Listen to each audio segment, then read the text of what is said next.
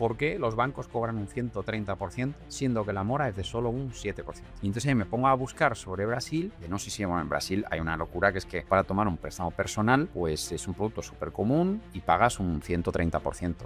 No puede ser un 130%, no existe eso. Será que será el 100% más el 30% de interés. No. Tú tomas un préstamo de 1.000 euros, tienes que devolver los 1.000 euros más otros 1.300 euros. Now or never, porque ya me estaba convirtiendo viejo. En retrospectiva, pues eso no tiene nada que ver. Yo creo que aquí se puede emprender a cualquier edad. Yo creo que lo que caracteriza al emprendedor es que ve algo y se convence a sí mismo de que algo imposible pues es posible. Y ya no era ni por el dinero, era por una ambición de probarme a mí mismo que era capaz de construir algo con mis propias manos. Yo creo que el factor motivacional intrínseco, ¿no? que yo le encontraba. Y sí, ha estado desde siempre en los planes de la compañía, seguir creciendo y eventualmente hacer una salida a bolsa. Para nosotros hay un magic number que son 1.000 millones de euros de facturación y creemos que podemos hacer eso para el año 2028.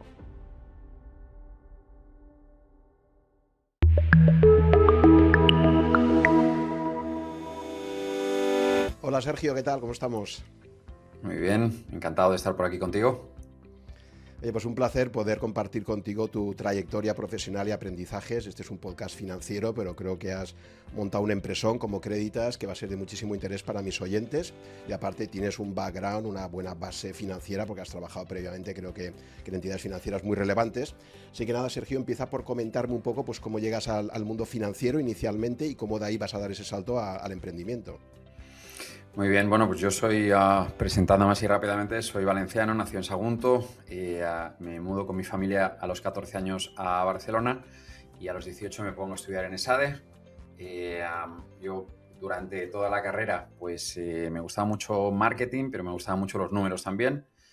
Toda la carrera fui enfocado en marketing y de hecho acabé en mi primer empleo justo antes de acabar la carrera, acabó siendo en Danone. En el área de marketing pasé 6 meses y entonces dije, esto no es para mí, me faltan números por todas partes y entonces ahí me fui justo al acabar la carrera para Deutsche Bank, donde ahí empezó mi carrera de finanzas. Lo que me atraía mucho eran los números, un poco de pensamiento estratégico, entender las compañías. Yo estaba en el área del Corporate and Investment Bank. Y bueno, y cubría clientes corporativos, mid-market y las grandes compañías. Y sí, la verdad es que esa fue mi entrada en el mundo financiero. ¿Pero esto dónde fue? ¿En qué ciudad estabas en la época del Ahí en Dodge? Barcelona, ahí en En Barcelona. Barcelona, o sea, todo hacías la vida ahí en Barcelona, ¿vale? Sí, Ujú. exactamente. Yo me mudo a Barcelona a los 14, a los 18 empiezo la carrera, a los 23 me meto en Deutsche y estoy en Deutsche hasta los 28, ¿no? O sea, Ujú. desde el año 2000 hasta el año 2005, que fue un año bastante, o sea, el año 2000 fue algo bastante interesante también, ¿no? Porque pues viste un poco la transición, ¿no? De las .com, el mercado súper caliente para todo y de repente, pues bueno, el año siguiente, pues yo recuerdo la promoción siguiente de SADE, pues estaba todo el mundo complicadísimo, ¿no? Encontrar trabajo. Entonces tuve mucha suerte de engancharlo en un momento todavía bueno, ¿no? Este episodio está patrocinado por Fink, un servicio digital respaldado por Cuchabank, al que puedes acceder desde 1.000 euros. Puede interesarte si te planteas invertir en una cartera diversificada a largo plazo con comisiones competitivas. Lo que les diferencia realmente es que todas las carteras que ofrecen tienen un peso elevado en acciones, mínimo del 60%, y están pensadas para quien busca crecimiento a largo plazo y asume que por el camino habrá volatilidad. Destacan también por la diversificación real que ofrecen, no solo sumar activos, sino cómo encajan entre sí. Además, combinan la parte digital con seguimiento continuo e informes para que entiendas qué está pasando con tu cartera, sobre todo cuando vienen mal dadas. Más información en fink.com. Y ahora seguimos con el episodio. Y un momento donde en España se vive el boom, ¿no? En aquella época, 2005, y de ahí vas a saltar a Boston Consulting Group, creo, ¿no? Va a ser tu siguiente salto Sí, profesional. sí, exactamente. O sea, yo al final en esa época, como tú dices, ¿no? Pues bueno, fueron las .com. Ahí yo venía, había pasado una temporada, 6 meses en la carrera antes de entrar en Deutsche, en Nueva York, haciendo el exchange. Y bueno, ahí pues ese run run, ¿no? De tecnología, de empresas muy incipientes haciendo IPO muy rápido. Bueno, burbuja clara, ¿no? Me pareció un ambiente súper interesante, pero bueno, de vuelta a España, pues me metí en Deutsche y, bueno, empresas grandes empresas, haciéndoles advisory, ayudándoles en estructuras de deuda, bonos, alguna cosa en M&A. En 2005, o sea, yo me encuentro en una situación donde, bueno, pues me encantaba lo que estaba haciendo, yo creo que era bastante divertido. Me faltaba un poquito, o sea, aquella cosa de evitar nicharme mucho en un vertical, ¿no? Y banking yo creo que pues me daba un poco de sensación de que podría estar nichándome demasiado, que iba a ser un banquero de por vida, ¿no? Y bueno, pues yo creo que es una profesión donde se gana súper bien y donde hablas con gente súper interesante y demás, pero bueno, me apetecía, no sé, esa cosa medio estrategia. Y bueno, BCG de repente pues recibí una llamada de ellos que estaban buscando un perfil un poco como el mío, de alguien que tuviera una buena exposición a servicios financieros, porque estaban pues bueno, armando o reforzando la práctica de servicios financieros, dentro de Boston Consulting Group, aquí en España. Y bueno, ahí fue la transición, ¿no? Entonces, salí de Deutsche, ahí hice un amago, de hecho, de volver 6 meses después, porque de Deutsche me llamaron otra vez, oye, que estamos montando un área de M&A para middle market, creemos que te encajaría súper bien, nos encanta todo el tiempo que pasaste aquí. Y bueno, la verdad es que dudé mucho, ¿no? Porque me gustaba mucho el mundo de trabajar en banca directamente y ese nicho ahí de middle market que estaba siendo quizás poco atacado por el banco, pues me apetecía mucho ese desafío, ¿no? Pero bueno, hubo un convencimiento ahí de BCG y acabé haciendo carrera en BCG. Estuve 8 años, ¿no? Desde 2005 hasta 2012, ¿no? Los 4 primeros en España y los 4 siguientes en Nueva York, que ahora te cuento un poco de esa transición, ¿no? Ujú. En BCG, pues acabé prácticamente haciendo, bueno, 99% de mi tiempo dedicado a servicios financieros, a banking, asesorando a los bancos españoles primero. También en aquella época había mucha cosa con las cajas de ahorro. Piensa que esto era todo pre-2008, ¿no? O sea, pre-crisis, ¿no? Ujú. Donde, pues bueno, pues había un mercado muy interesante, ¿no? De crecimiento en la industria bancaria, de innovación, de desarrollo de negocio, nuevos productos. Yo creo que se estaban haciendo bastante cosas en España. 2008 te llega la crisis, ¿no? Y justo a mí me pilla también ahí en ese momento, en una época un poco de reflexión, ¿no? Bueno, ¿para dónde voy? ¿Cómo sigo? Y me apareció ahí una oportunidad de irme con BCG también a Nueva York. Esto también pre-crisis, o sea, la decisión la tomo pre-crisis de 2008. Y Nueva York en aquel momento pues estaba buscando talento por todas partes porque había mucho trabajo y había pues poca gente que tuviera esa experiencia, ¿no? Hay combinada de estrategia con servicios financieros y demás. Y entonces acabé pidiendo el transfer yéndome para allí, ¿no? Ujú. Al final el trabajo en consultoría estratégica para bancos es un trabajo muy mano a mano, o sea, con el equipo ejecutivo del banco, con los principales responsables, pues si estás haciendo algo de tecnología, pues estás revisitando la digitalización del banco o, pues bueno, estás haciendo un proyecto de transformación o un proyecto de estrategia, pero centrada en alguno de los verticales. Entonces, un trabajo que a mí me encantaba, que no era la clásica perspectiva, ¿no? De un consultor que te trae un documento, te lo entrega y bueno, ya se va y ya está, sino que esto eran proyectos en general muy de engagement de largo plazo con las entidades, ¿no? De casi que formar parte, ¿no? del equipo que ejecutaba, ¿no? 2008, como te decía, me mudo me transfiero a Nueva York y, bueno, hago 2 o 3 proyectos allí con los bancos americanos y de repente, pues, nos llega BBVA que ellos habían comprado un banco en Estados Unidos que era Compass Ujú. y estaban queriendo hacer la transformación tecnológica de Compass. Y entonces, pues a mí me pega pues en un momento pues que me encajaba mucho. Estaba en Birmingham, Alabama, entonces tenía que hacer el commute de Nueva York para Birmingham 3 días por semana. Pero bueno, fue un proyecto que me curtió bastante, yo creo, trabajando con Sergio Fidalgo, que todavía continúa en el banco, y con un equipo buenísimo ahí. Y que fue un proyecto bastante desafiador porque era un banco con un cierto tamaño, pero que estaba muy antiguo por dentro, ¿no? Era un banco que realmente había que meterle un core bancario nuevo. Eso era año 2009 y entonces acabé Ah, estando vale. 2009. Sí, Sergio, Sí, una pregunta, porque claro, aquí el timing mm, es crítico. Es decir, sí. tú cuando llegas a Nueva York y cómo te pillas septiembre de 2008 con la famosa quiebra de Lehman, 15 de septiembre. Claro, ahí esos meses fueron de locura. Entonces, claro, recién aterrizado allí, te comes la mayor tormenta financiera que ha habido en los últimos 80 años. Me interesa mucho un poco cuáles fueron tus impresiones allí y dijiste, en menudo momento llego aquí, ¿no? ¿Cómo viviste todo ese proceso caótico de esos meses finales de 2008? Bueno, el mundo se vuelve un caos en ese momento, ¿no? En Nueva York, ¿no? O sea, al final,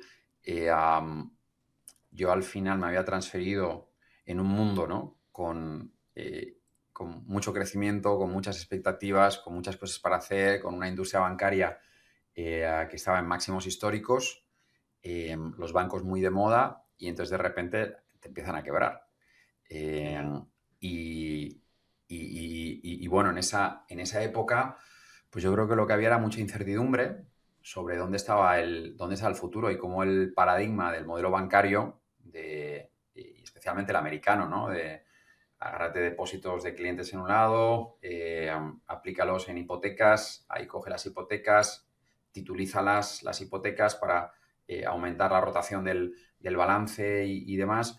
Pues bueno, pues todo eso de la noche a la mañana deja de existir, y entonces hay que reinventar el modelo bancario, ¿no? Y al final tampoco cambió tanto. Yo creo que al final siempre que ves estas crisis parece que el mundo va a cambiar completamente y la verdad es que no cambia tanto. Se acaban pasando ajustes, pero hay cosas que son muy naturales, ¿no? Que realmente no, la disrupción no te la ataca, ¿no? O sea, el modelo bancario, al final, en palabras modernas, no es más que un marketplace, donde tienes, por un lado del marketplace, tienes aplicación de depósitos y por otro lado, en otro lado del marketplace, tienes la aplicación del crédito. Tú estás intermediando aquella transacción, por intermedio de aquella transacción estás asumiendo un riesgo y por ese riesgo pues tienes una remuneración. Y ese es el modelo bancario, ¿no? Tampoco tiene mucha más cosa que darle vueltas.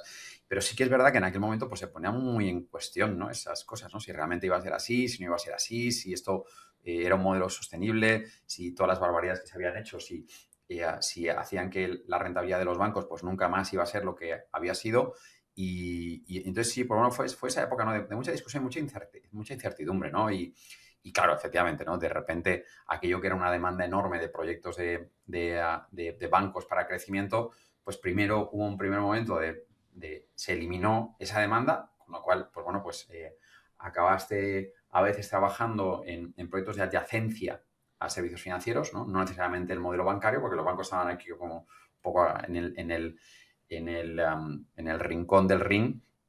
Pero rápidamente yo creo que 6 meses después ya los bancos se dieron cuenta de que había que ponerse a currar, ¿no? Y había que reinventar cosas, y había que invertir, y había mucha cosa para hacer en tecnología, ¿no? Y entonces, pues bueno, pues sí, o sea, yo un poco la reflexión de esa época parecía en el ojo del huracán que iba a ser mucho peor, pero muy rápidamente yo creo que el americano también acaba siendo bastante pragmático y es muy difícil, ¿no? Tengo un amigo que me dice que es muy difícil apostar contra el ser humano, ¿no?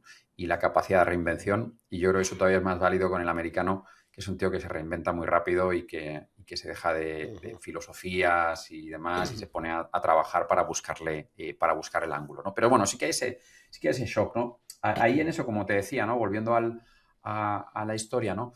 BBVA había comprado pues Compass en 2007.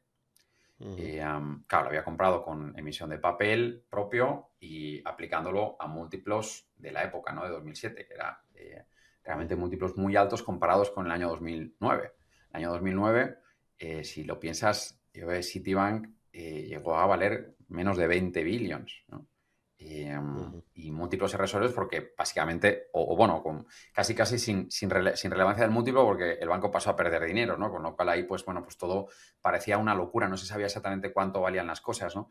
Y entonces, claro, en ese contexto, pues el banco había hecho una compra y esa compra, pues obviamente el valor de la compra ya era un gran señal de interrogación, pero lo que sí que estaba claro es que independientemente del valor que tenías encima de la mesa, lo que tienes que hacer era adaptar ese cambio a las mejores prácticas que tú conocías, ¿no? Y BBVA pues, es un banco espectacular a nivel internacional, referencia en innovación, referencia en transformación digital.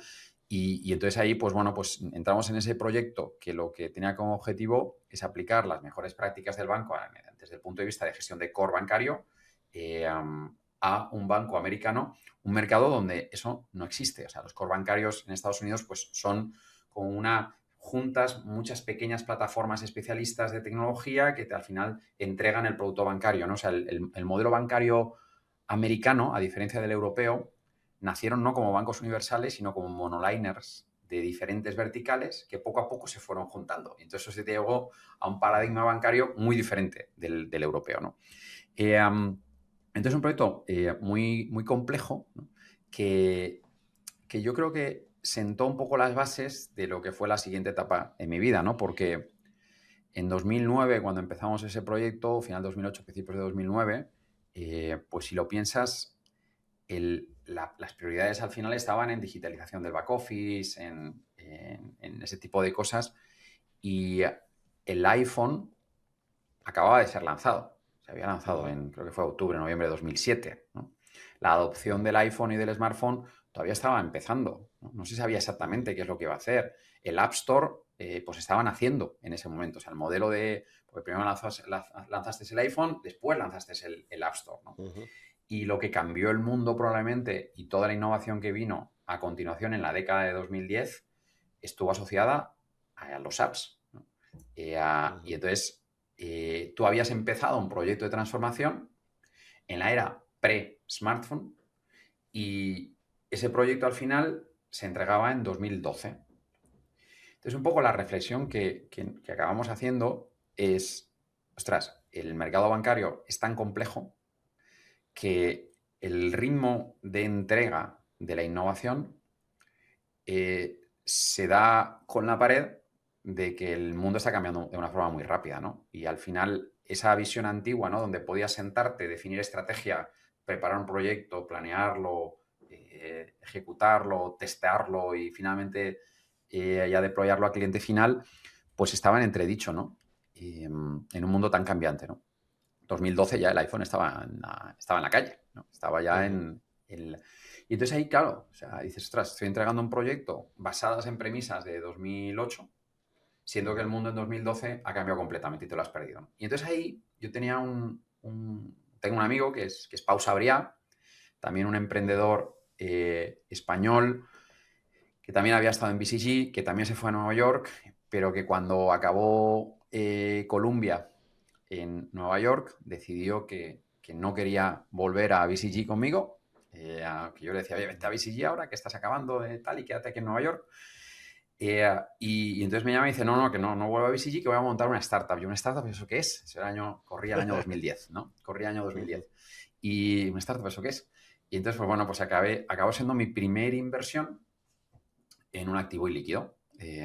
Fue un cheque de $25.000 que le di a Pau. Y entonces, de hecho, otra persona que entró en esa ronda fue Pablo Fernández, que acabó fundando también Clickars aquí en España y que también pues los pasajes de Pablo fueron pues, parecidos, ¿no? BCG y Santander, ¿no? Yo había sido Deutsche BCG, pues él y BCG Santander. Y entonces, por bueno, pues montamos esa primera ronda de Olapic, que fue la empresa que montó Pau, y que al final, pues que, bueno, pues fue un éxito súper bien, con mucho éxito, vendió por creo que fueron $140 millones, 5 o 6 años después. Y obviamente esa fue una inversión pues muy interesante para mí, más que por el dinero, por lo que me llevó a aprender de esa inversión, que al final hacemos inversiones no necesariamente por el retorno financiero, aunque esta pues obviamente fueron un maravilloso 20 veces, que después de $25.000, 40 veces, de $25.000 se convirtieron en $1.000.000, pero eso al final es una anécdota porque al final no tenemos una bola de cristal y no sabemos para dónde van ese tipo de activos, pero sí que lo que yo valoré mucho de eso y soy muy agradecido a Pau por toda esa jornada, ¿no? Es el aprendizaje de qué era eso, ¿no? Que era montar una empresa, que era gestionar inversores de un lado, empleados por otro, el modelo de negocio, los pivots, ¿no? Todo ese tipo de cosas, ¿no? Y entonces ahí esa semilla que me había plantado Pau, ahí desde 2010, pues empezó a fraguar un poco más en 2011 que yo todavía en BCG, pues empezar a hacer algunos tests, ¿no? Ay, se me ocurre este modo de negocio, cómo lo haría y demás. Y ahí ya en octubre, noviembre de 2011, donde yo había conocido a mi mujer, inversora en private equity, después también BCG, es que aquí las cosas medio que es muy endogámico todo esto, pero entonces yo conocí a Silvia, pues eso, en el año 2011, donde yo estaba en plena efervescencia de what's next en mi vida, y entonces ella es brasileña, aunque vive en Nueva York, ¿no? Y entonces ahí, pues juntando una cosa con la otra, con la otra y con la otra, pues de repente pues surge la idea de dejar el mundo corporativo, utilizar el último bonus de BCG para montar una empresa, ni más ni menos que en Brasil, ¿no? Una empresa que obviamente tenía que ser en la intersección entre servicios financieros y tecnología, que después pasó a llamarse FinTech y que fue obviamente un fenómeno en la siguiente década, pero vamos, tuvo mucha suerte en ese timing, porque aquí vamos, ese tema de las bolas de cristal, yo creo muy poco en ellas y a veces, pues bueno, hay que currar, pero también un poquito de suerte hay que tener en la vida, ¿no?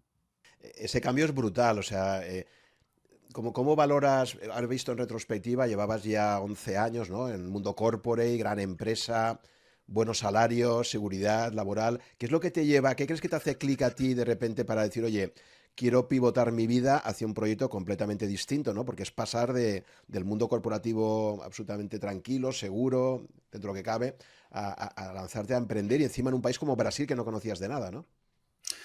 Bueno, varias ideas aquí que quizás pueden ayudar, ¿no? O sea, el mundo corporativo no es que sea seguro, pero lo que sí que es claro, ¿no? O sea, tú puedes trazar tu carrera profesional en el mundo corporativo. Estaba en este tipo de compañías, sabes cuál es la estrategia de promociones, sabes dónde vas a llegar. Las corporaciones tienen una escalera muy larga, ¿no? O sea, realmente tienes muchos años, muchas décadas por delante si quieres centrarte en algo y te gusta lo que estás haciendo. Los salarios son buenos, los bonos son maravillosos. Yo creo que a algunos de nosotros se nos da bien ese tema del mundo corporativo y sabes esa dinámica, entiendes cómo funciona el juego. Yo creo que las cosas en la vida las interpreto como un juego donde pues hay que ir saltando de fase en fase, ¿no? En el juego, entonces vas pasándote las fases y bueno, cada vez vas haciendo mejor en el juego, vas entendiendo mejor las dinámicas. Yo creo que esto es como, me gusta mucho la Fórmula 1, las carreras hay que leerlas, ¿no? Como piloto y como equipo. Y aquí en la vida corporativa te pasa lo mismo, ¿no? Hay que leer la partida, leer el juego, entenderlo y poner las fichas, tus riesgos, tus cosas. Pero es un ambiente mucho más, yo diría, es un ambiente mucho más finito, tienes sus barreras, tienes tus fronteras y ahí te mueves, te mueves. Yo creo que eres capaz de moverte muy bien, precisamente porque esas fronteras de qué es lo que puedes hacer o lo que no puedes hacer te ayudan a apoyarte en ellas, ¿no? Creo que tienes muchas referencias en el mundo corporativo que te permite ver qué es lo que funciona, qué es lo que no funciona. Casi que puedes hacer lo que llamamos A/B testing, ¿no? O sea, los tests A/B con otras personas, viendo a quién le funciona algo, a quién no le funciona.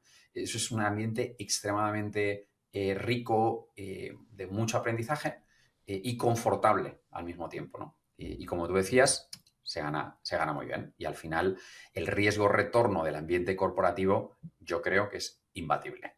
O sea, en ninguna cabeza cabe cuando tú te haces el análisis de inversión y piensas al final en la volatilidad del resultado y en el resultado, ¿no? ¿Cuál es la expectativa del resultado y cuál es la volatilidad de ese resultado? Y yo creo que, como mínimo en mi caso, o sea, cuando yo pensaba en ninguna ecuación iba a batir mi trayectoria del mundo corporativo desde el punto de vista de riesgo-retorno. Sabes cómo te va, crees que sabes cómo te va a ir, sabes cómo proyectas tus ganancias en aquella inversión de tiempo que estás haciendo y, por lo tanto, pues vamos, claro, eso comparado con un ambiente empresarial, que ahora lo hablamos a continuación un poco, cuál es la gran diferencia, aunque tú te hagas en tu mejor de los escenarios, que te puede ser espectacular, las probabilidades son extremadamente bajas. Y entonces, claro, yo creo que al final el punto que lo que me ayudó un poco a tomar esa decisión fueron varias cosas. Uno, una mala creencia, porque creo que en retrospectiva estaba equivocado, de que aquello de it's now or never, o es ahora o no va a ser nunca, porque ya me estaba convirtiendo viejo. Entonces ¿sabes? Esa locura que nos entra a veces, ¿no? Que, pues bueno, yo me había graduado en 2023, perdona, me había graduado a los 23 y entonces en esa época, pues 12 años después, ¿no? Pues tenía 35. Entonces, pues bueno, pues no, ya está. Ya está. O sea, o me quedo o me voy y hago esto porque si no ya seré demasiado viejo. Y bueno, con retrospectiva, pues eso no tiene nada que ver. Yo creo que aquí se puede emprender a cualquier edad, pero sí que hay unas características, ¿no? Que es esas ganas de mirar un problema o una realidad de una forma en la que nadie lo ve. O sea, yo creo que lo que caracteriza al emprendedor es que ve algo y se convence a sí mismo de que algo imposible, pues es posible. Y a veces esa ingenuidad, o sea, por eso normalmente emprendedurismo se asocia a personas jóvenes, porque persona joven no sabe lo que no sabe y por lo tanto es ingenua. Y a veces cuando eres ingenuo y algo no sabes que no se puede hacer, pues vas allí y lo haces. Entonces, bueno, pues eso, por eso al final la edad es un hándicap, pero hoy en día en retrospectiva pues me doy cuenta de que, bueno, pues yo hoy puedo tener una mentalidad más joven de la que tenía a los 25 años, porque al final tratas tu cabeza, ¿no? De una forma determinada y la ayudas a moldarla, ¿no? Y veo que haces un poco de introspección en cómo piensas sobre los problemas, ¿no? Entonces eso yo creo que fue una de las cosas que me ayudaron, ¿no? O sea, el decir, tiene que ser ahora. Un segundo era, yo estaba en tierra extraña, no estaba en España, entonces estaba en un ambiente que yo creo que nadie me juzgaba eh, y, y además el motivo de hacerlo en Brasil, que es contraintuitivo, que es un mercado que no conoces y tal, pues tenía un lado positivo que era nadie me conoce. Con lo cual, una cosa, yo creo que aquellos de nosotros que tenemos un cierto punto de inseguridad o timidez o llámale como quieras, el hecho de poder liberarte, irte a un sitio que nadie te conoce y hacer una locura y que después cuando fracases, pues que no tengas a los amigos llamándote y, bueno, cachondándose de ti, porque es normal, porque lo hemos hecho todos, y dices, mira, macho, que se pensaba que iba a ser Jeff Bezos y ahora se vuelve con el rabo entre las piernas. A mí me da un poquito de, ¿sabes? De pereza, de miedo, de eso. Y entonces el hecho de irte a Brasil, pues te permitía evitar eso, ¿no? Eras como tú en tu mundo y tal, ¿no? Pues otra cosa que me ayudó probablemente también en ese cambio fue esas referencias, ¿no? O sea, en 2011, 2012, pues ya empezaban a haber gente que era como yo, que estaba montando sus empresas. Y yo la verdad es que no había tenido nunca una referencia que hiciera eso, no conocía eso. Yo, para mí siempre ambiente corporativo, pues estudia, trabaja duro, sube el corporate ladder y entonces ahí, pues esa falta de referencias a veces te hace que no puedas hacer un paso, ¿no? Entonces, juntando todo eso, dije, oye, pues si estos pueden hacerlo, pues yo también. Y bueno, pues sí, es el motivo del cambio, ¿no? En retrospectiva, claro, pues el ambiente de montar una empresa y de la forma que yo monté la empresa, que al final fue con una mano delante y una mano detrás. O sea, coger el bonus y creo que fueron $100.000 o alguna cosa de estilo, o $200.000, y coger el bonus y cambiarme de sitio, hacer las maletas, ir de para allí. Y, ¿sabes? Mi mujer se reía de mí porque lo primero que hice fue definir. Ella me ayudó a definir el nombre, un nombre que sonara bien, y originalmente le llamamos Bank Fácil porque era una forma fácil de interactuar con los bancos, ese era el nombre inicial de Creditas. Y entonces diseñé yo mismo el logo y me lo puse en la parte detrás del ordenador. Y entonces el primer día de trabajo fue yo en mi casa abriendo el ordenador. Mi mujer pasa así, me mira y dice, estás loco, tío. Porque no hablaba portugués, no entendía de la industria bancaria, no entendía nada de todo esto, ¿no? Entonces, bueno, pues claro, hoy en día pues la gente está emprendiendo de otra forma, ¿no? O sea, utilizas capital de terceros para emprender, no lo haces tú mismo, de esa forma reduces un poco el apalancamiento que estás teniendo en tu propia vida. Pero bueno, pero claro, el ambiente emprendedor me di cuenta muy rápidamente que no tenía absolutamente nada que ver con el ambiente corporativo. El ambiente corporativo, pues tienes un logo que ya está hecho y que todo el mundo cuando le llamas, ¿quién eres? Llamas de dónde, y dice, bueno, pues llamo de BCG, llamo de Deutsche Bank, llamo de donde sea, y ese logo vende, ¿no? Cuando tú eres un emprendedor, pues no tienes logo y lo que vende eres tú y tú eres el producto al principio, ¿no? Y eres el producto, eres la marca, eres el trabajador, eres el inversor, eres todo, ¿no? Y bueno, pues eso me chocó y entonces yo creo que me obligó, que es algo que yo a veces le comento a los emprendedores nuevos, ¿no? De primer viaje, que es, si has tenido experiencia previa, a veces hay que olvidarse completamente de todo lo que has aprendido, porque eso al final a veces te crea, te crea gaps con las capacidades que realmente necesitas, ¿no? O sea, el emprendedor tiene que...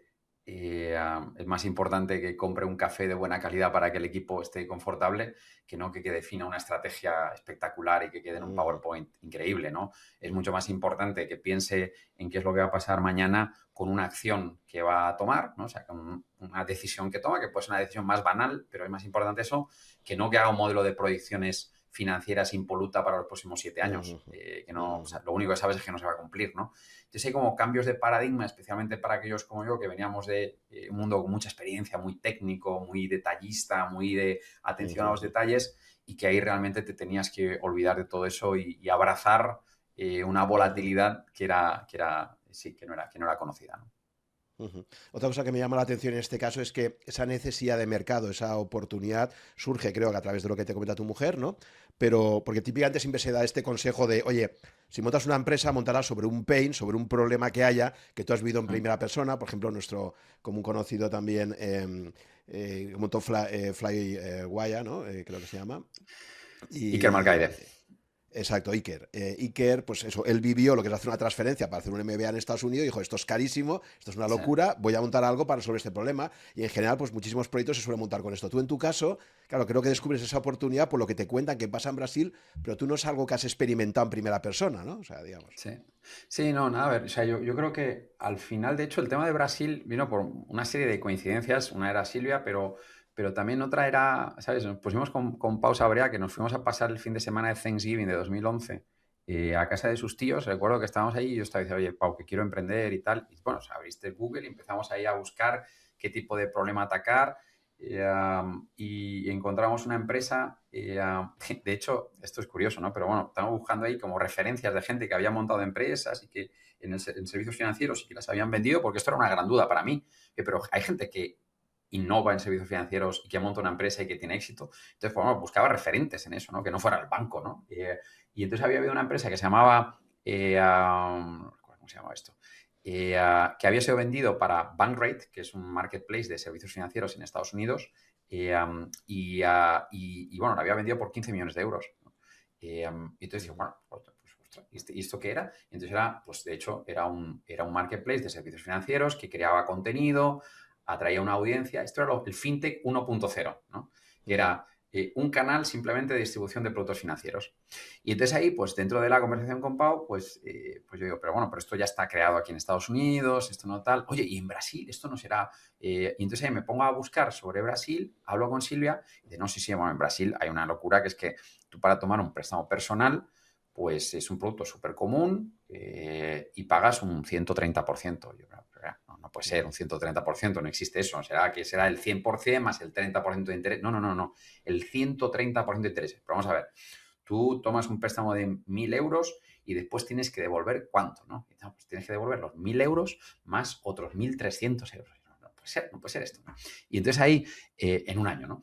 Y entonces ahí, pues agarrando ese problema y juntándolo con ese tema del marketplace de servicios financieros, pues dije, oye, pues mira, pues ¿cuál es la tesis, ¿no? Y entonces ahí al final, yo, como tú dices, no busco un problema propio, sino que busco un problema que me era fácil entender y que me era fácil crear una hipótesis de cómo resolverlo, ¿no? Entonces yo lo que hice fue, vamos a ver, y ahí me metí en la web del Banco Central, empecé a bajarme reports, esto vamos, totalmente, casi un desconocido, que ahí entramos dentro del tema de la naivete del emprendedor, ¿no? O sea, ¿sabes? De la inocencia del emprendedor, ¿no? Que cree que va a resolver un problema que no conoce, ¿no? Porque si tú hubieras conocido el problema perfectamente y lo hubieras no lo habrías resuelto, ¿no? No estarías ahí atacándolo, ¿no? Porque dices, no, esto está dado, ¿no? Y entonces, claro, empecé a descargarme reports y entonces formulé una hipótesis sobre el por qué era. O sea, la pregunta era, ¿por qué los bancos cobran un 130% siendo que la mora es de solo un 7%? ¿Por qué? O sea, ¿por qué? ¿Cuál es el motivo, no? Y entonces un poco lo que me di cuenta, que creo que al final fue una historia bien interesante, que hasta hoy, 14 años después de montar la empresa, la continúo explicando a inversores, porque hay gente que ya no se acuerda de que esto es así. En el año 2012, el mundo de las hipotecas en Brasil solo tenía 5 años de historia. O sea, no habían hipotecas en Brasil hasta el año 2007. O sea, cuando Lehman Brothers estaba colapsando las hipotecas, subprime en Estados Unidos, en Europa, etcétera, Brasil estaba emitiendo su primera hipoteca. No existía marco regulatorio para el mercado hipotecario No había lo que se llama ahora la alienación fiduciaria en el mercado brasileño. Entonces eso hacía que las personas se compraban sus casas pues con ahorros o con una financiación que era básicamente un pago aplazado por parte del constructor, del constructor del inmueble, ¿no? Y entonces eso creó un pool de inmuebles que estaban sin hipoteca. Entonces era una locura. Dice, pero espera un segundo. Entonces, la gente es dueña de sus inmuebles. Dice, sí, sí. Dice, la propiedad inmobiliaria en Brasil es el 75% de las familias. O sea, el 75% de las familias son dueñas de la casa donde viven. Esto es más que en Estados Unidos. 75%. Pero en aquella época, solo un 15% de esas casas tenían una hipoteca. 85% no tenían. Ese número hoy, en vez de ser un 15%, es un 28%. O sea, continúas teniendo más de un 70% de las casas que no tienen. Y entonces ahí dice, bueno, pero entonces, claro, los bancos no tenían hipotecas. En el modelo europeo y americano, el banco empieza con la hipoteca, genera volumen con la hipoteca y después hace el cross-selling de los productos. Si tú no tienes la hipoteca como punto de partida, es muy difícil rentabilizar una oficina bancaria. Piénsalo así, ¿no? Tú montas una oficina, haces una inversión en la oficina. ¿Cómo la rentabilizas? Metiéndole volumen por vía de las hipotecas. Y ahí después haces cross-selling para aumentar la monetización. Si tú no partes de la hipoteca, ¿cómo lo haces? Y entonces ahí, pues los bancos brasileños lo que hicieron es montaron un modelo bancario diferente que en vez de estar centrado en operaciones de ticket alto, como es una hipoteca, y margen estrecho, lo que hicieron fue, no, pues voy a hacer préstamos de corto plazo, préstamos de ticket bajo, pero con un margen muy alto. Porque como no hay acceso a crédito, la hipoteca no existe y tal, pues le meto mucho margen y poco volumen, ¿no? Y entonces eso, el banco creó una dinámica empresarial que cuando surgieron las hipotecas, los bancos no tenían interés en las hipotecas. Porque, claro, es mucho más interesante prestar dinero a un año que prestarme dinero a 20. Cuando tú, al final, concepto empresarial y financiero, si quieres, básico, ¿no? O sea, una hipoteca no es más que un activo financiero de 20 años y líquido. Eso es una hipoteca. O sea, un banco, cuando hace una hipoteca, invierte a 20 años, ¿no? Y cruza los dedos a ver qué es lo que pasa, ¿no? Cuando tú haces un préstamo a un año, es un activo financiero con liquidez de un año y con una tasa de retorno muy alta. Si consigues entender bien la mora, pues oye, pues vas a tener un retorno muy bueno. Y los bancos fueron genios en Brasil haciendo esto porque conocían muy bien al cliente, porque tenía la nómina, ahí le daban los 1.000 euros, entonces analizaban, ¿no?, la performance de las carteras, la precificaban y entonces generaban todo el margen, un margen indecente dentro de esos préstamos personales, ¿no? Y entonces ahí dijimos, vale, pues entonces, ¿cómo resuelves esto?, ¿no? Y entonces el cómo lo resuelves era, bueno, pues vamos a traer el modelo americano y europeo, que básicamente es utiliza tus activos para obtener un funding más barato, ¿no? Para obtener una liquidez más barata. Y entonces ahí pues dijimos, vale, pues entonces ¿cómo lo vas a hacer eso? Bueno, pues lo vamos a hacer utilizando la tecnología como canal de distribución. No vamos a montar oficinas bancarias porque no tiene sentido, ¿no? Y entonces ahí al final el modelo que acabamos creando, y ahí también viene un lado de inversor que quizás es interesante también hablar, ¿no? Pero al final el punto era el siguiente, ¿no? ¿Cuál es el problema a atacar? Funding barato para el cliente final, para que no tenga que tomar préstamos personales. El cliente tiene una casa, ¿vale? Pues entonces le meto una alineación en la casa y le doy un préstamo con garantía de la casa. Ahora, ¿cómo le doy el préstamo? Yo no tengo dinero. Yo era emprendedor, no tengo dinero. ¿De dónde saco el dinero? Y entonces ahí linkamos eso con otro problema del marketplace, que es los inversores de renta fija. Entonces, Brasil es un mercado de inversión en renta fija. ¿Por qué? Porque como los tipos de interés están muy altos en la economía, inversión en equities es muy complicada. Cuando tú tienes un tipo de interés en la economía al 2%, invertir en equities es fácil porque cualquier equity te genera más de un 6-7% de retorno, con lo cual es mejor que los tipos de interés. Pero cuando tienes un mercado como brasileño, que ahora mismo los tipos de interés están al 15%, invertir en equities es muy difícil porque necesitas empresas que generen ROEs de más de un 20%, si no, no compensa, ¿no? Entonces es un mercado muy fuerte en renta fija, pero que le faltaban activos de renta fija. Y entonces ahí fue donde completamos el marketplace. Oye, querido inversor de renta fija, ¿qué te parece si yo lo que hago es te monto un fondo donde te meto créditos inmobiliarios, créditos con garantía de los inmuebles, que te va a generar un yield que va a ser 300 puntos básicos, 400 puntos básicos por encima de las treasuries, ¿no?, de las tasas de interés en la economía, y con eso pues tú vas a tener un activo que además está colateralizado por tal. Entonces, al final, el modelo empresarial que montamos fue, monta una plataforma digital que encuentre clientes y le estructure una transacción de crédito inmobiliario para financiarse más barato, no para comprar la casa, sino para obtener liquidez más barato, y financias esas operaciones con fondos de inversión que distribuyas a clientes de renta fija, ¿no? Entonces ese fue el inicio, ¿no?, del modelo que finalmente acabamos pasando de nombre de Bank Fácil, porque originalmente operábamos con bancos, a Creditas, que al final es una plataforma de punta a punta que busca dinero del inversor de renta fija para aplicar en operaciones de crédito colateralizado, ¿no? Muy bien, pues vista esa oportunidad y todo ese análisis, ahora viene la parte difícil que es construir la empresa, ¿no? Que no es nada trivial, ¿no? O sea, cuéntame cómo pasas de ese diagnóstico, que yo creo que te había ayudado mucho, ¿no? Toda esa experiencia como consultor, ¿no? Que decíamos de atacar problemas, tú estabas acostumbrado a ayudar a clientes tuyos a atacar el problema y quizás esto también lo abordaste con todo ese marco conceptual, ¿no? Pero de eso a tener que gestionar tú y montar desde cero una empresa, pues me imagino que es un aprendizaje brutal, ¿no? Sí. Sí, bueno, y después yo creo que también la historia en retrospectiva es mucho más fácil que explicar que prospectivamente, ¿no? O sea, esta frase que te estoy diciendo ahora Sí, sí. y que te he explicado Sí, de sí. cómo funcionaba el problema, cómo lo Sí, atacamos, esto sí, sí. no surgió en un PowerPoint, no era Sergio ahí pensando. Esto, yo creo que al final como emprendedor te das cuenta de que es muy difícil realmente diseñar estrategia de esa forma y que es mucho más fácil iterar, tentar, ¿no? Entonces yo creo que ahí sí que efectivamente es donde atacamos. Mira, nosotros, o sea, para mí estaba claro que había un problema de distribución de los bancos, ¿no? Donde el coste de distribución era alto y esa era una de las piedras angulares del modelo, ¿no? Que al final mete una plataforma digital y entonces nosotros, como no éramos ricos y no teníamos dinero para hacer todas las cosas que queríamos, pues lo que hacíamos era, vamos a hacer partnerships con los bancos para conectar con una audiencia que estaba entrando en un canal digital nuestro y conectar con el banco para que el banco prestara aquel servicio al cliente final, ¿no? Y entonces ahí, para montar la empresa, ese modelo de negocio, tal como lo acabo de escribir ahora, no el que te he descrito antes, que es el modelo como evolucionó con el tiempo, pero para montar ese modelo de negocio donde haces partnership con el banco y encuentras clientes, la verdad es que el producto que tienes que crear era una plataforma web pensada para el teléfono como punto de consumo, pero no en una app, sino en una web, porque al final el cliente tenía que llegar por primera vez y nadie descarga una app antes de interactuar con la web. Y entonces en esa web pues tenía que haber, nuestra tesis inicial tenía que haber dos cosas. Una, tenía que haber contenido de educación financiera y dos, tenía que tener un marketplace de productos financieros. O sea, al final la idea era crea contenido, lo clásico de crear una audiencia, o sea, crea contenido, la audiencia vendrá y entonces ahí lo monetizarás. Pues bueno, pues nosotros dijimos, hay que contratar periodistas. Esto fue lo primero.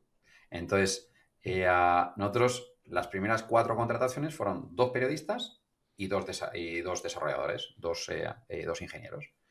Entonces, en el primer mes de vida de la empresa, que vamos, para encontrar las 4 personas, pues esto era pues el clásico, ¿no? Pues métete aquí en este site que tiene aquí empleos, pon una no sé qué, hay un contacto, Silvia me presentaba a una persona, esa persona me presentaba a otra, la otra me presentaba a otra, ibas tirando de la... Ahí me di cuenta de que esto de emprender, claro, no nada que ver con esta historia de nosotros no contratamos a un headhunter para buscar otra porque no teníamos dinero para contratar a un headhunter, ¿no? Y ni siquiera sabíamos cómo articular lo que queríamos porque muchas de las cosas ni las sabíamos, ¿no?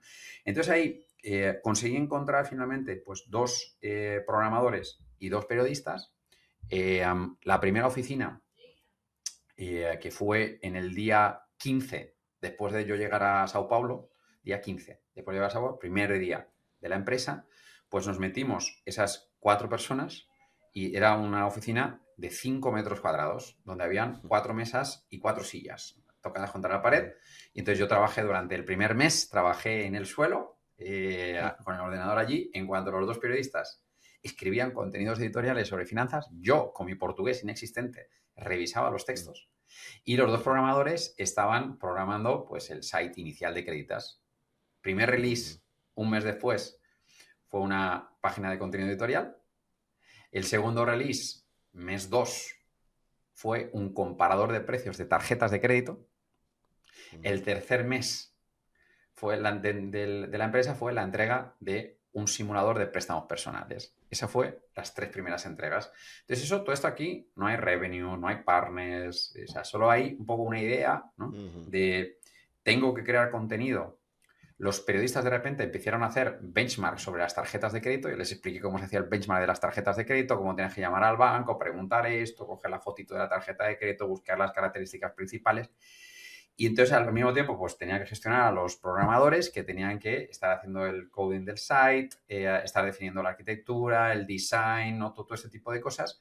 Y al final, y al mismo tiempo, ahí en las horas vagas, pues tenía que intentar buscar cuáles iban a ser mis primeros clientes del lado del marketplace de los bancos, ¿no? Que era quien iba a pagar, porque al final el cliente no paga, quien paga en aquel modelo era el banco, ¿no? Y entonces, pues claro, imagínate un españolito llegando a Sao Paulo, chapurreando el portugués aquello de aprendido de cualquier forma, ¿no? Bueno, explicando que estaba montada aquí un marketplace. Pues obviamente muy poco éxito en hacer ese tipo de cosas, ¿no? Si te acelero un poco la historia para que agarres ahí los primeros 2 años de vida, esos 2 años de vida fueron casi iterar con esto que acabamos de decir, metiendo nuevas features en el site, cambiando el tipo de contenidos, haciendo los primeros partnerships con pequeños bancos, los grandes no querían obviamente trabajar con nosotros. Oye, pues mira, distribúyame esta tarjeta prepago. Oye, distribúyame este préstamo. A ver si los clientes lo quieren. Ahí de repente, pues un corredor de seguros. Oye, si nos meterías ahí en el site. Entonces, ¿qué pasa? La creación de contenido y al mismo tiempo la presencia de unos partners que nos ayudan a monetizar un poco ese contenido hizo que empezáramos a coger una cierta atracción. En aquella época, pues aquel SEO, ¿no? El Search Engine Optimization funcionaba y Google pues te rankeaba, todo ese mundo ahí como decía, del mundo digital, tecnología de hace 15 años, ¿no? Pues esto pues empezó a hacer una cierta atracción, pero al final de 2 años después tenías una empresa que estaba facturando 250.000 euros al año, 20.000 euros al mes. O sea, no daba para pagar las cuentas, ¿no? Pero en esos 2 años, pues tuvimos varios aprendizajes y fueron los que me permitieron un poco definir esas hipótesis que te había hecho de cuál era el problema de verdad, cuál era la oportunidad, cuál era el producto que podría mejorar esa situación, ¿no? Entonces ahí formulé, ahí así en un PowerPoint, pues una tesis de que el producto de crédito con garantía de la casa podría ser algo que desbravase un nuevo vertical en Brasil y que permitiese acceder al cliente a un crédito mucho más barato, ¿no? Formulé eso en un PowerPoint y casualmente encontré a una empresa parecida a nosotros que estaba atacando ese problema. Entonces, claro, la persona que estaba tocando ese problema pues no estaba muy motivada y demás. Y entonces le propuse, oye, ¿por qué no me das la empresa y yo te doy un poquito de las acciones de la compañía? Entonces, bueno, pues le dije, mira, porque nosotros estamos aquí, pues vamos a captar dinero, vamos a captar capital y entonces, pues bueno, pues tú serás un pequeño accionista, puedes salir de la empresa y yo lo toco todo, ¿no? Esa empresa que tenía Alberto, que era el nombre de este emprendedor, tipo un poquito banquero también, un poquito más mayor que yo, pues bueno, era simplemente un generador de leads para el producto de Home Equity. Entonces ahí junté las dos cosas y entonces me fui a hablar con inversores que me habían estado diciendo que no durante 2 años, básicamente. Es que al final la gente después lee ahí el periódico y dice, hostia, este tío ha captado 1.000 millones de euros.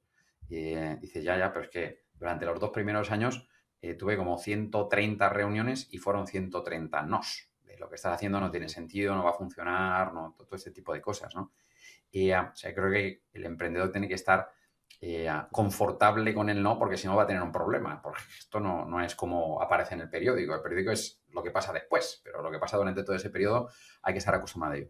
Entonces, si me fuera con los inversores... Perdona, Sí. Sergio, ¿y ese nivel de resiliencia tú lo habías puesto a prueba ya antes? Es decir, ¿por qué crees que...? Pues claro, eso... Cuando venía, lo que decíamos antes, ¿no? De un entorno corporativo relativamente benigno, 12 años, tal, el encontrarte con esos 130 nos, ¿cómo lo gestionas? Es decir, ¿crees que tienes una evolución o tú siempre has sido, o tú crees que siempre has tenido esa resiliencia, aunque no se hubiera puesto a prueba en entornos tan exigentes, digamos, ¿no? Sí, yo creo que en casa siempre hemos sido formados en una cultura del esfuerzo, del sacrificio, ese tipo, que eso siempre ha estado en la cultura familiar que me inculcaron mis padres. A mí siempre me haya gustado mucho hacer deporte, hacer mis maratones, ¿sabes? Aquellos, o sea, Ujú, deporte de aquellos que te curten por dentro, ¿no? No aquel de, oye, voy a hacer aquí, tirar unas bolillas aquí de jugar a tenis o hacer un poquito de golf. ujú, Sino, ¿sabes? De aquellos que sufren durante mucho tiempo para construir ujú, lo que llamamos la dopamina de largo plazo, más que ujú, de la de corto. Yo creo que siempre había tenido un gusto por esa dopamina de largo plazo, ¿no? De aprender sobre las cosas, ¿sabes?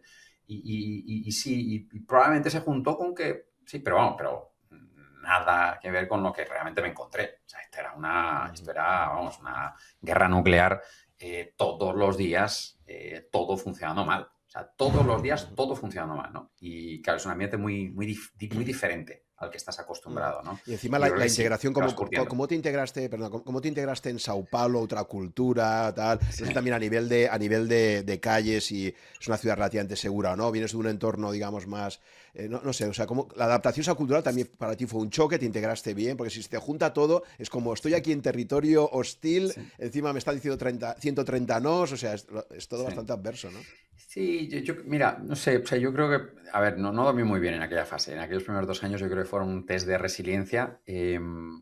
El brasileño acepta muy bien al extranjero, de hecho les parece algo distinguido, ¿sabes? Ese tema del acento Ujú, de alguien que tal que viene de fuera, les da la sensación, como es un mercado relativamente cerrado el mercado brasileño, o sea, es un mercado cerrado en el sentido de que como es tan grande la economía, la gente no, o sea, ujú, no tiene sí. necesidad de abrirse, ¿no? Y entonces es un país de dimensión continental, ¿no? Entonces cuando viene alguien de fuera que trae ideas nuevas, pues les parece algo interesante. Entonces yo creo que la acogida es buena. O sea, no hay un Ujú, drama.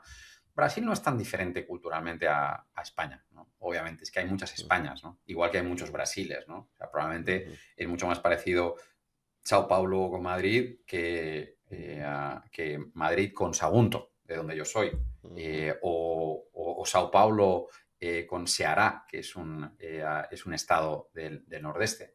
Entonces, ¿sabes? A veces hay más cercanía de la que parece. Sobre el tema de seguridad, pues bueno, pues yo siempre fui una persona muy tranquila. Me di cuenta de que, bueno, el cambio del mundo corporativo al mundo emprendedor es que va camiseta y zapatillas todos los días y entonces eso te baja la probabilidad de tener un susto desde el punto de vista de seguridad, no vas con cosas caras, pero sí que es verdad que tuve 2 sustos, uno en 2012, nada más llegar, y otro en 2013. O sea, los 2 primeros años realmente fueron duros. ujú, Y que bueno, son atracos en la calle o en el coche. La verdad es que uno fue en un taxi y otro fue en mi coche, ¿no? Yo creo que sí, que te mueve por dentro ese tipo de cosas, pero bueno, al final te das cuenta de que te puede pasar cualquier cosa en cualquier lugar. Eso yo creo que también es una reflexión que me acabé haciendo, ¿no? Y sí que es verdad que a partir de esos episodios, pues sí que cambia un poco la forma de ser. Pues en Brasil, por ejemplo, pues si tienes un coche que es más o menos decente, pues el coche es blindado. Y es así. Y ujú, tampoco le das muchas vueltas. Es blindado y es blindado, porque tiene que ser blindado. Ya está, acaba y tira para adelante. Y ujú. entonces el caco, cuando ve que el coche es blindado, porque lo ven, pues él ya no entra en el coche, ya no intenta hacer ninguna cosa, ¿no? Pues oye, pues en Sao Paulo pues no vas con un reloj que sea bueno, entonces vas con tu reloj de plástico y estás fenomenal y estás, ¿sabes? Entonces yo creo que hay una serie de cosas que las adaptas a tu vida. Ujú, Claro, ahora ya, fast forward, 13 años después que me he vuelto a España hace un año, pues claro, lo pienso y claro, ahora cada vez que voy a Sao Paulo tengo que hacer el cambio de chip y me doy cuenta de que eso ujú, no era algo que era normal, que estaba intrínseco, ¿no? Sino que era algo que había que adaptarse, ¿no? Entonces, bueno, pues, pero vamos, pero yo creo que culturalmente no es tan, para resumirte, culturalmente no es tan diferente. Yo creo que la adaptación fue buena, la gente se te acercó. Cuando haces inmersión lingüística, pues al final el portugués lo coges muy rápido y la gente, pues bueno, hasta hoy continúo hablando portugués con acento, pero pues la gente le parece fenomenal y yo creo que esto es más un tema de cómo estructuras el lenguaje, más de que bien que hablas, ¿no? Entonces ahí rescatando un poco ujú, la historia, ¿no? O sea, al final, en esos 2 primeros años, ¿no? Que fueron un horror de encontrar el modelo hasta decir, mira, oye, ¿y si lo hacemos así de esta forma? Y colocarlo en aquel nuevo PowerPoint, pues entonces ahí, pues sí que me fui a esos primeros inversores y entonces ahí sí que conseguí juntar, creo que fue $500,000, 2 años después de montar la compañía. Entonces, los 150,000 dólares que había lanzado la compañía se acabaron en 2 años, porque no da. Eh, Vendí mi casa de Nueva York eh, para hacer un poco de caja. Me acababa de casar también, ¿sabes? Entonces, que todavía no estaba con hijos, pero me acaba de casar. Entonces, un poco, yo siempre le he dicho a Silvia, voy a emprender y, oye, a ver, ¿qué es lo que puede dar? ¿Qué es lo que puede no funcionar? ¿Por qué no funciona la empresa? Pues, oye, pues no funciona la empresa, me pongo una corbata otra vez y me voy a buscar trabajo. Algún banco me cogerá, ¿sabes? ¿Qué es lo que puede? ¿Sabes? ujú, No. Y entonces ahí siempre me había dicho un par de años. ¿Sabes? Esto como si fuera un MBA. Un par de años ujú, aquí, le meto los ahorros, aprender, ¿no? Y entonces estaba ya llegando a esos 2 años y entonces ahí de repente, pues me di cuenta de que se puede atacar el problema de esa forma. Se fue a explicar en un grupo de inversores y entonces junté $500,000 de dólares entre esos inversores que eran del sector financiero, gente que conocía bancos, algunos amigos que siempre habían querido darme dinero. Yo les decía, no me des dinero, que solo me falta eso, ¿sabes? Que tener que pensar aquí en el dinero que me habéis dado. Entonces ahí junté esa ronda, mini ronda, ¿no? De $500,000 y entonces ahí durante 1 año y medio nos dedicamos a ir hacia ese camino que queríamos hacer del crédito con colateral, ¿no? Y claro, ahí realmente tuvimos mucha suerte, porque todo lo que había empezado a dar mal, pues no te voy a decir que todo iba bien, porque vamos, continuaba siendo todos los días en el día a día, todo mal, no funciona, pero joder, ibas viendo que las cosas iban evolucionando, iban yendo y que tenía sentido y que la gente le hablabas y te decían, esto es interesante, esto tiene sentido. Claro, tú habías aprendido, ¿no? Tú habías ido formulando el modelo de negocio, ¿no? Entonces ahí le empezaba a ver futuro. 1 año después, y ahí ya con 7, 8 partners bancarios queriendo trabajar con nosotros para que nosotros les encontrásemos el cliente y hacerle un home equity, que fue el producto primero, ahí pues ya conseguimos encontrar inversores de Venture Capital, que fueron 3, que nos hicieron nuestra serie A, ¿no? Que es la primera ronda de financiación de un inversor profesional con una documentación completa de gobernanza de la empresa. En ese momento la compañía facturaba $500,000, o sea que no era nada, pero sueños de grandeza, no sé, yo creo que ya estaba sentando un poco la... Yo siempre había montado Creditas con una ansia de montar una empresa grande, o sea, yo no me apetecía simplemente voy a montar una empresa para que me pague mi salario y ganar lo mismo que ganaba antes. No era eso. Yo quería montar una empresa y ya no era ni por el dinero, era por una ambición de probarme a mí mismo que era capaz de construir algo con mis propias manos, no con el logo de alguien, ¿no? Sino con mis propias manos. Eso era, yo creo, que el factor motivacional intrínseco, ¿no? que yo le encontraba. Entonces, esos inversores de Venture Capital, que fueron Redpoint, Quona y QED, QED es uno de los grandes inversores de fintech en el mundo, Quona es un inversor en fintech en Latinoamérica y Redpoint es un fondo de Silicon Valley que hoy se llama Headline, también uno de los grandes monstruos de Valle de Silicio, pues vieron una oportunidad en lo que estábamos haciendo, les gustó y les gustaba ese modelo de marketplace, de trabajar con los bancos. Yo en ese momento decía, ay, este tema de trabajar con los bancos me da una pereza, porque me da un dolor de cabeza. El hecho de que un banco te puede mañana llamarte y decirte, oye, que esto que estamos haciendo que ya no me apetece hacerlo. Esta dependencia que tienes en el modelo de negocio a mí no me gustaba nada, ¿vale? Pero a los inversores les gustaba porque es el concepto del marketplace, ¿no? Que no consumes capital propio, sino que utilizas capital de terceros para prestar un servicio, ¿no? Hicimos esa ronda, fueron $5 millones. Y ahí, de repente, entré en un chip diferente que fue, oye, yo creo que esto realmente puede ser un negocio grande, pero no hay que hacer caso a esto que los inversores quieren hacer. Y lo que hay que hacer es un modelo con el inversor de renta fija, no con el banco, sino que el funding se ha dado por el inversor de renta fija montando esta estructura de fondos, ¿no? Esto, claro, por casualidad, esto vino a la cabeza porque por casualidad un asset manager que operaba en Sao Paulo me llegó un día a la oficina y me dijo, oye, que veo que estás trabajando con los bancos, yo tengo un fondo y quizás podríamos pensar en tú originar crédito para ese fondo, de repente, ¿qué te parece, que te suena? Y entonces fue una discusión de, bueno, ¿cuánto me pagarías? Y entonces, claro, o sea, no fue que esto se me ocurre de tal, esto es hablar con gente, como todo en la vida, ¿no? Para aprender, ¿no? De la gente, ¿no? Y entonces ahí, en el siguiente año, eso era 2015, ¿vale? Eso era año 3 de la compañía, yendo para año 4. En ese año, con los $5 millones, casi que nos gastamos la totalidad de esos $5 millones en los siguientes 18 meses para crear el modelo que imita el primer crédito de home equity de punta a punta utilizando dinero del inversor de renta fija. Y básicamente casi que liquidamos la empresa, casi que nos quedamos sin dinero, último mes, porque al final había mucha cosa que hacer. Había que montar, ya no era que el banco iba a dar dinero al cliente final, sino que era que nosotros íbamos a dar dinero al cliente final, ¿no? Entonces, ¿cómo lo hacías? ¿Cómo lo estructurabas? El partner de bancarización, que esto es un problema que ya se ha resuelto hoy en día, pero en su época no había solución. Los algoritmos de crédito, el equipo de collections, hay que montarlo todo, ¿no? Entonces era como... Sí. Y otra cuestión también muy importante, porque tú dices que tus inversores cuando meten la pasta, ellos ese modelo de negocio no lo tienen. O sea, ¿cómo Claro. convencer a tu consejo de administración? Claro, porque tú al final ahí tienes unos inversores que te dicen, oye, Sergio, hemos metido la pasta con este business plan y ahora nos haces un cambio completo, ¿no? Eso supongo que sería Sí. algo... ¿no? Sí, bueno, yo creo que el emprendedor tiene que moverse siempre dentro de la línea fina entre ser un pirata y tener responsabilidad.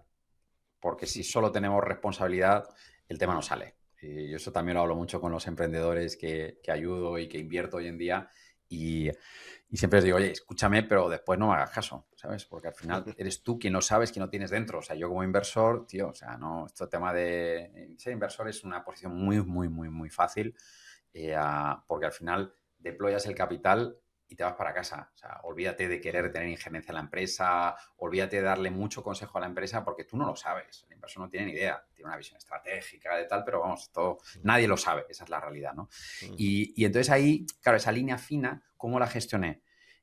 Porque había un pushback de los inversores era, pero Sergio, es que si te vas a hacer eso, vas a estar compitiendo con los bancos. Y entonces si compites con los bancos te van a decir que no van a querer trabajar contigo. Entonces, ¿cómo haces este dilema?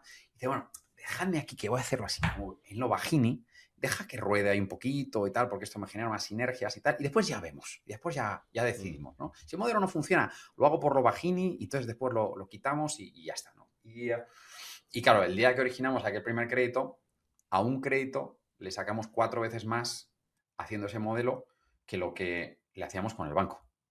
Y entonces, claro, o sea, no abrí un bote de champán porque no había dinero para eso, pero claro, agarré esa transacción, se la mandé a los inversores y dije, mirad, revenue de uno y revenue del otro.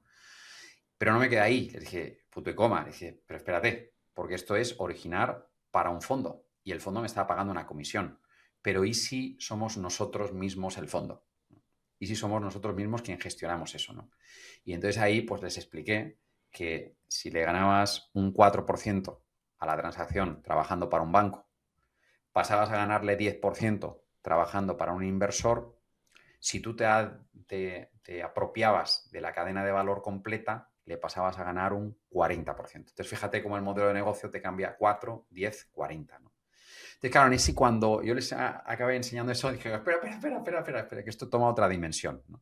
Y entonces ahí rápidamente nos metieron otros 5 millones de dólares para ya concluir ese pivot, ¿no?, que llamamos en el argot de startups, ¿no?, que fue quitar el marketplace con los bancos y meter un marketplace de inversores, ¿no? O sea, al final donde montabas tú tus propios fondos, tú te quedabas con el carry del fondo, ese carry del fondo más las comisiones de management, más las comisiones que te paga el cliente, te creaba un modelo muy robusto y muy independiente, en el cual tú no tenías relación de dependencia con un montón de gente, tenías diversificación tanto en cliente como en proveedor y lo podías gestionar mucho mejor, ¿no? Entonces, pero sí, pero ese fue un momento muy crítico, 2015, 2016. La razón te habría dicho, oye, has cogido dinero y tienes un modelo que más o menos funciona, pues déjate de historias. Y nosotros un poco le dimos, no, o sea, o todo o nada, ¿no? Y son aquellos momentos críticos que hoy en día estamos aquí hablando solo porque tomamos esa decisión crítica y prácticamente quebramos la empresa en ese momento con esa decisión crítica. Por cierto, que esto hay suerte como todo en la vida, ¿no? Claro, a partir de ese momento empieza una espiral positiva, donde, claro, como generas mucho más retorno con los créditos, puedes invertir mucho más en crecimiento. Como inviertes más dinero en crecimiento, puedes invertir más dinero en tecnología, más crecimiento, más margen. Entonces ya el flywheel empieza a funcionar de la forma adecuada, y entonces ahí entras en una fase 2016, 2017, 2018, 2019, 2020, 2021, esos 6 años donde prácticamente estás doblando de tamaño cada año, ¿no? Claro, en 2017 recibimos otra ronda, una serie B a principio de año, 20 millones de dólares. Final de año otra ronda, 50 millones de dólares en 2017. Allá saltamos a 2019. SoftBank, el inversor internacional que al final acabó montando el Vision Fund, invierte en Creditas en 2019, nos mete 230 millones de dólares. Turbinamos todavía más el crecimiento. Llega COVID, todo el mundo colapsa, nosotros nos quedamos así como, ostras, ¿qué pasa? 3 meses después te das cuenta de que es lo contrario, que todavía puedes acelerar más, aceleramos más todavía, triplicamos el año siguiente, ¿no? Recibimos otra ronda de 250 millones de dólares y entonces ahí llega el año 2022, cambio completo de mercado. toda la agresividad de los inversores, se vuelve conservadurismo, inflación llega al mundo entero, tipos de interés en Brasil se van del 2% que habían bajado completamente fuera de lo que es el estándar de Brasil, se te van en 12 meses del 2 al 13, en 12 meses. Y claro, el modelo de negocio se te comprimen los márgenes y entonces tienes que repensarlo todo. Año 2022. Hacemos la última ronda de financiación grande que hicimos, que fueron otros 250 millones de dólares. A ese momento, ¿qué era lo que era la empresa? Para hacerte la foto ahí de ese momento, ¿no? 4.400 empleados, 250 millones de euros de facturación, triplicando año contra año y habiendo captado históricamente casi 1.000 millones de euros, ¿no? 950 millones más o menos en esa época. Solo que, pequeño problema, para crecer tanto y con una estructura de márgenes tan estrecha por querer crecer tanto, estaba perdiendo al año 200 millones de euros. O sea, básicamente, en el punto álgido, perdíamos 1 millón de euros por día, ¿no? Cada día quemabas 1 millón de euros en resultados, ¿no?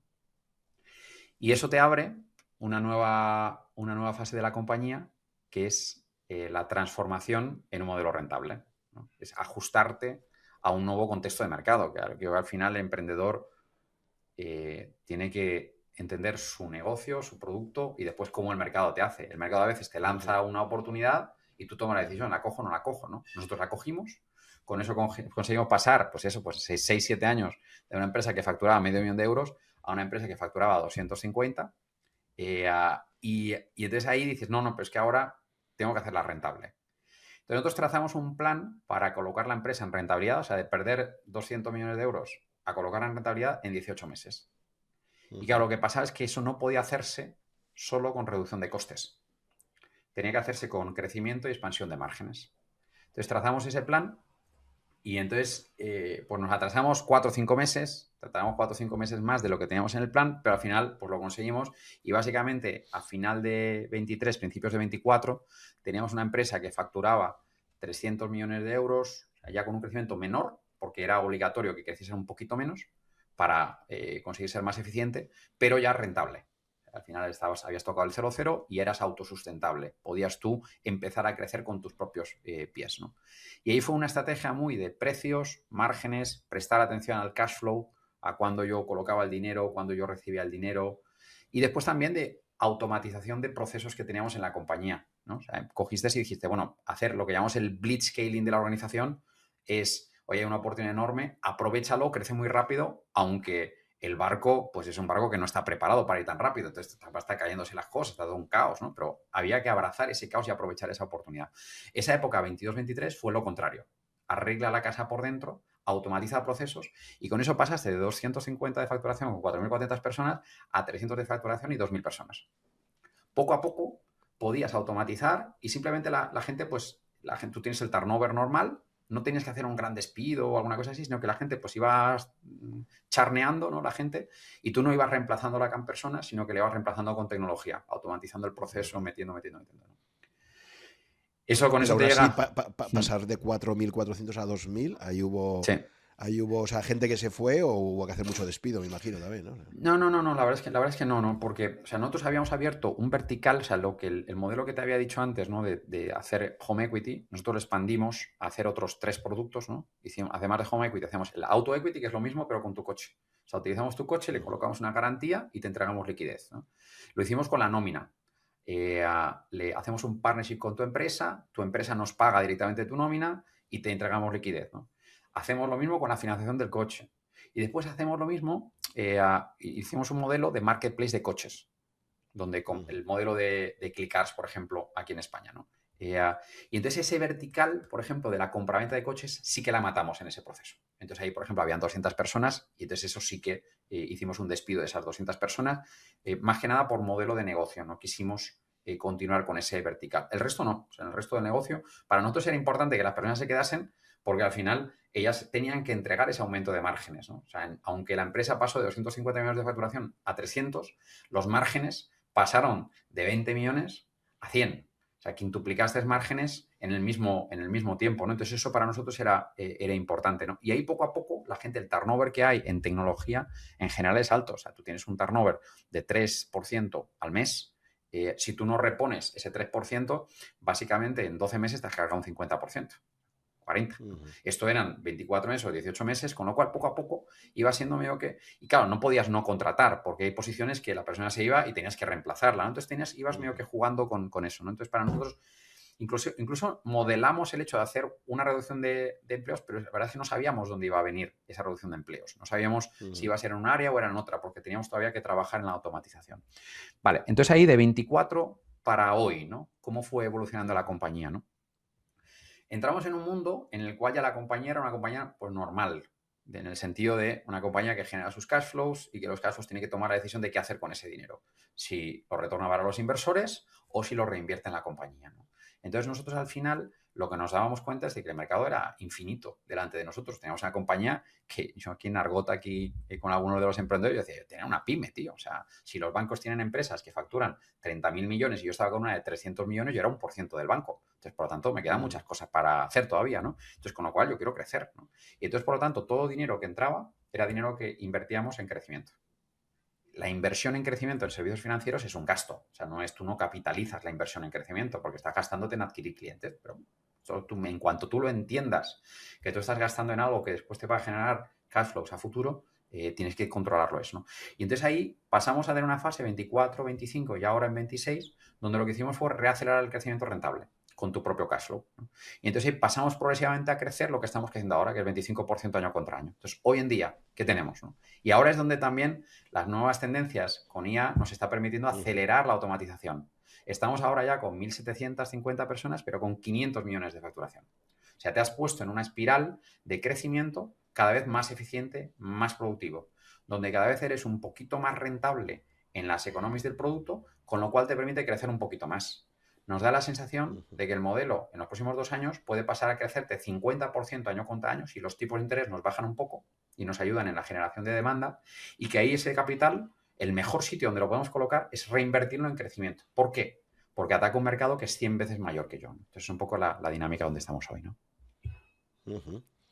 Fascinante. ¿Y te has planteado la bolsa como una salida natural de la empresa? ¿O cómo ves un poco tu empresa a 5 o 10 años, ¿no? O sea, Sí, nosotros hoy en día, pues efectivamente somos una empresa que somos fondeada o ha sido fondeada, ¿no?, por inversores profesionales de Venture Capital y Private Equity. Hoy en día tenemos, además de los fondos que te he dicho, pues después en las últimas rondas pues nos entró un Fidelity, un Advent, un Wellington, Naspers, o sea, gente que al final que apoyan a las compañías a hacer la salida a bolsa como mecanismo de regeneración del cap table y de tangibilización de la rentabilidad.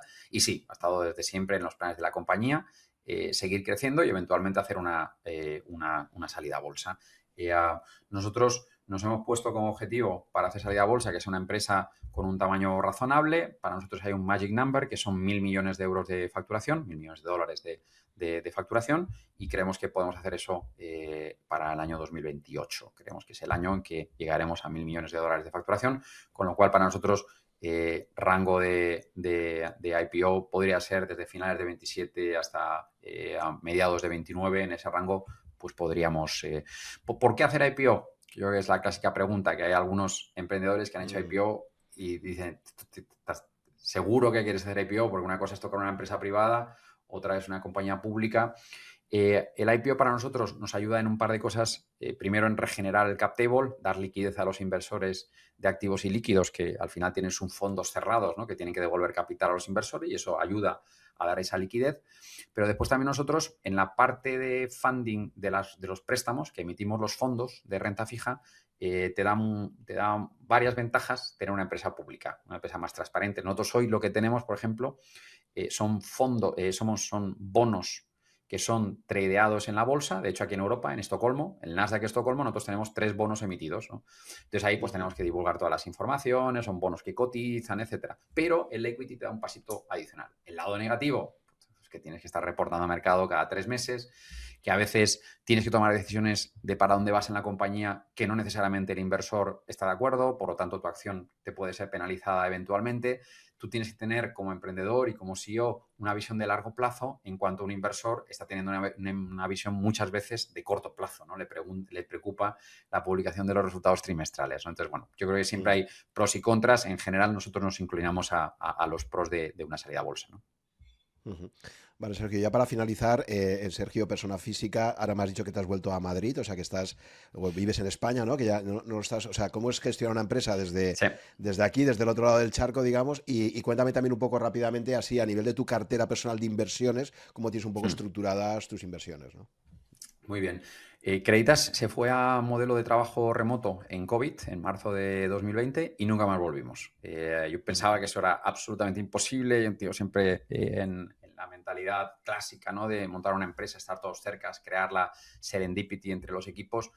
Primero dijimos, bueno, 6 meses, después otros 6 meses, después ya fue un año, y al final nos sentamos en un modelo de trabajo que creemos que nos escala muy bien, que es 100% remoto. O sea, la gente no tiene ningún tipo de obligación de ir a la oficina, tiene que tener su setting en su casa para poder operar de la forma adecuada. Hay una relación muy de confianza con nuestros empleados y entonces lo que nosotros sí que montamos es de las 1.800 personas que tenemos hoy, 400, que básicamente es el middle management para arriba, nos encontramos una semana por mes en las oficinas de Sao Paulo. Entonces son oficinas que desgraciadamente durante 3 semanas al mes están vacías, pero por contra no necesitas una oficina grande, sino necesitas una oficina solo para 400 personas, ¿no? Entonces en esa semana pues lo utilizamos mucho para conexión, ¿no? O sea, para discutir temas complejos, hacer un poco de estrategia, ¿sabes? El ponerse en la pizarra, interactuar, ¿no? O sea, es menos trabajo normal y es mucho más interacción humana, ¿no? Y ese modelo de 3 semanas versus una semana a nosotros nos da la vida, nos funciona muy bien porque crea la cadencia, por un lado, de relaciones humanas y al mismo tiempo la eficiencia del trabajo remoto, de estar extremadamente enfocado y sin interrupciones, ¿no? en las reuniones o en el trabajo personal que hacemos, ¿no? Entonces yo pues estoy basado ahora en Madrid desde hace un año y poco. Esto me ayuda también a ver oportunidades internacionales, que es uno de los motivos también de venirme aquí. Me contraté y ahora es mi número 2, es Ricardo Forcano, que había sido el CIO de BBVA Global con Carlos Torres, que había sido también el responsable de recursos humanos de BBVA. Es un tipazo y ahora es mi CEO y CTO dentro de Creditas, que vive también aquí en Madrid. María Cazorla, que es mi VP de Finance, mi vicepresidente de Finanzas, también vive aquí en Madrid. Entonces hemos montado un pequeño hub aquí que tenemos también como misión pues abrirnos un poco a otros mercados, ¿no? Y ver cómo podemos hacer la expansión de Creditas fuera de Brasil. Entonces continúo tocando la compañía remotamente una semana al mes en Sao Paulo y pensando también en expansión, M&A y desarrollo corporativo a nivel global, ¿no? Eso es mi vida, ¿no? Y entonces ahí, yendo al mundo de mis inversiones, o sea, yo a través de... mi patrimonio lo he montado, obviamente, con Creditas. Mi trabajo corporativo fue lo que me dio una red de seguridad para poder emprender, ¿no? Y para poder lanzarme, ¿no? a esa piscina, pero mi patrimonio lo he creado con Creditas. Y entonces siempre hay aquel tema de, pero el emprendedor tiene que vender la empresa para ganar dinero. Y la verdad es que eso es una misconception que hay del mundo del emprendedurismo. Se pueden hacer ventas secundarias, lo que llamamos liquidez parcial. Entonces yo hice mi liquidez parcial en 3 momentos de la vida de Creditas, en 2019, en 2020, 2022, que fueron 3 rondas de financiación donde yo vendí pequeñas partes de mi participación en Creditas y con eso pues obviamente te capitalizas, tienes tu liquidez y que pasas a tener una gestión profesional de esa liquidez, porque al final es de nuevo, tu colchón de seguridad que ahora ya tiene que durar para siempre. Hoy en día mi patrimonio continúa estando 99% es Creditas y tengo esa parte que me da seguridad financiera, ¿no?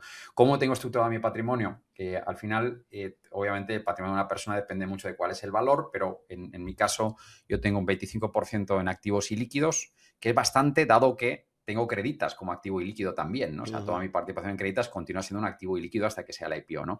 Pero tengo 25% de inversión en activos y líquidos, que son... Yo he invertido en 30 fondos de Venture Capital, que se dice pronto, pero al final yo creo mucho que cuando tomas una estrategia hay que estar haciéndola siempre. No es, pues ahora me apetece hacerla, ¿no? Entonces yo tengo cohorts de inversión en Venture Capital desde 2019, desde la primera liquidez que hice, ¿no? Hasta 2026, que estoy haciendo todavía ahora inversiones. Y eso es dinero que empiezas a regenerar, ¿no? El capital se va devolviendo, lo vas reinvirtiendo. El activo ilíquido es un tipo de activo que creemos que genera un retorno mayor de lo que podrías generar en un activo líquido si eres capaz de aguantarlo el activo a largo plazo, ¿no? Después tengo un 25% en inversión en equities públicas, ¿no? O sea, en activos líquidos de equity, bolsa internacional diversificada. Yo mi exposición es mayoritariamente dólar, o sea, yo apuesto en dólar más que en euro. Obviamente mi casa en Madrid la tengo en euros, la tengo pagada y demás, pero vamos, eso yo lo considero más como, ¿sabes? Es para poder vivir. No quiero tener exposición a moneda para poder vivir, pero para lo que no es vivir, ahí sí que me gusta tener exposición a moneda. Y después el 50% restante, yo diría que hay como un 10-15% en un tipo de activos a veces exóticos, pero que conozco muy bien. A veces es una inversión en una empresa o a veces es inversión en un bono de créditas, en un fondo de créditas, que obviamente hay poca gente que lo conozca tan bien y además da una buena señal al mercado. Son activos increíbles. El bono de créditas hoy está al 10.5% de retorno en dólares, que para mí es espectacular. Yo que conozco bien a créditas desde dentro, entonces para mí es una maravilla. Entonces tengo ese tipo de cosas y el resto es inversión muy segura, renta fija y tesorería, con muy poco riesgo, muy poca volatilidad. No es lo normal, porque si yo no tuviera créditas probablemente tendría mucha más exposición a equities, pero como tengo créditas me gusta tener mucho más colchón de liquidez y colchón de tesorería y que te permite aprovechar algunos momentos específicos. Pues muchísimas gracias, Sergio. No te voy a liar más porque sé que tienes ahora otra reunión, pero bueno, muchísimas gracias. Me ha parecido fascinante tu exposición y evolución, y muchísima suerte con la evolución futura de Créditas y también con todos tus proyectos que tienes en marcha. Muchas gracias, un abrazo para todos. Gracias por llegar hasta el final de esta conversación. Espero que te haya gustado y hayas aprendido algo escuchándola. Ya sabes que si estás interesado en estos podcasts, puedes suscribirte a mi blog, que está en rankia.com/blog/such, S-U-C-H, y ahí te iré comunicando, si estás suscrito, por correo electrónico, las novedades cada vez que se publique un podcast nuevo o que organice quizás un webinar con algunos invitados. También te agradeceré, si te gustan mis podcasts, que pongas un comentario o un me gusta en alguna de las plataformas disponibles tipo Apple, iVoox o YouTube, para ayudar a descubrirlo a otras personas con intereses similares a los tuyos. Muchas gracias por tu fidelidad, si me sigues desde hace algún tiempo, y si me acabas de descubrir, espero que te resulte interesante y que puedas escuchar algunos episodios más. Nos vemos en el próximo capítulo.